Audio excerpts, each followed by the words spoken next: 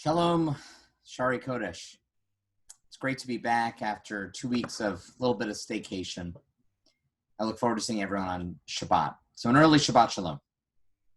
Today is the 17th day of the month of Tammuz, which is one of the minor fast days that's in our tradition. It's on this day when we mark a tragic event. As the Romans surrounded the city of Jerusalem, it was on this day that the walls were breached. And then 3 weeks later, the temple, the Holy Temple, is destroyed on the 9th of Av. Now, what caused this? Our rabbis say it was sinat chinam, which we usually translate as baseless hatred. But as we know, all hatred has a base. So I like to call it hatred unbound, where it just festers, and not only that, but it spreads to everyone. Now, what led to that? We learn through historians that it was because of a group of extremists that took over. There was a group called the Sicarii. They were a splinter group of Jewish zealots who, in the decades preceding Jerusalem's destruction, also strongly opposed the Roman occupation.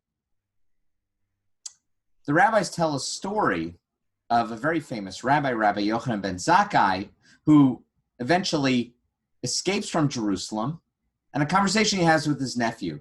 His nephew was named Abba Sicarii, the head of the Jerusalemite rebels. And he was his nephew. And Rabbi Yochanan ben Zakkai sends him a note to come see him. And he has a heart-to-heart with him. He says, how long are you going to act like this and kill everyone by starvation? It's time to give up. And then he said, what can I do? If I say anything to the others, they will kill me. It's at that moment that he helps Rabbi Yochanan escape. But what's striking to me is that the extremist is now becoming scared of the extremists that he created. They become even too extreme for him. And that brings us to this week's Parsha, Parsha Pinchas. In our Parsha, last week, we ended with a really terrible scene that was happening. The people are sinning, and it all culminates where a Hebrew, one of the head of the tribes, is fornicating with a Midianite woman in the sight of the whole Israelite community at the entrance of the tent of meeting, the Ohel Moed. Everyone's kind of shocked. Pinchas, who's a priest, picks up a spear, and he goes and he stabs both of them through the belly. It's at that moment that the plague ends. But what's interesting is what happens right after at the beginning of this week's Parsha. Pinchas receives a Brit Shalom. I'll read it to you. The Lord spoke to Moses saying, Phinehas, son of Eleazar, son of Aaron, the priest, has turned back my wrath from the Israelites by displaying among them his passion for me, so that I did not wipe out the Israelites, people in my passion. Say, therefore, I grant him Briti Shalom, a pact of friendship. Others say, you translate it as a covenant of peace. So why is this dangerous? Pinchas becomes actually a hero for the Sicarii. And even in our day, there was a group of white supremacists who called themselves the Phinehas priesthood. The Southern Poverty Law Center states that it was any individual who commits a Phinehas action, and it references this very action, meaning taking action into your own hands and even killing people. In the end, the rabbis who lived through the Second Temple period, they take note of this Brit Shalom. And they say, what was the purpose of this covenant?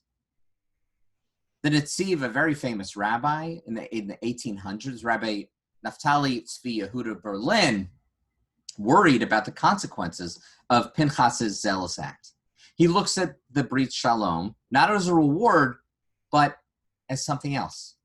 He says the following. He says, in reward for calming the anger and wrath of the Holy Blessed One, God blessed him with the attribute of peace, that he should not be quick-tempered or angry, since it is Pinchas's action, killing human beings with his hands, which left him an intense emotional unrest in his soul afterwards. The blessing he received was to be in a state of peace and tranquility. Here we see something very interesting. God is trying to help the zealot find his calm, to calm him down, to make him less extreme. As I think about the times we're living in, they're really intense. We have seen protests. We've also seen riots. We've seen day-to-day extremes in grocery stores. We could see them on the internet. We saw them in Palm Beach County as we were made famous by people who didn't want to wear masks. People are throwing tantrums. There are even people who are coming to blows who are actually fighting each other.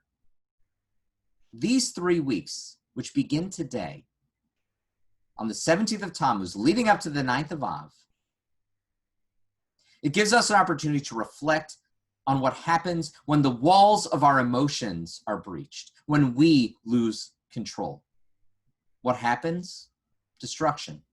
Hatred unbound. It's why now more than ever, we all need this breach shalom that Pinchas received, this covenant of peace. Now's the time not to fight, but to come together, to love each other. I hope you join us this Shabbat at Shari Kodesh as we come together out of love and peace, as we study this incredible parashah, as we sing and pray together. I wish for all of you an easy fast today, and may you all have a Shabbat Shalom, a Shabbat of peace.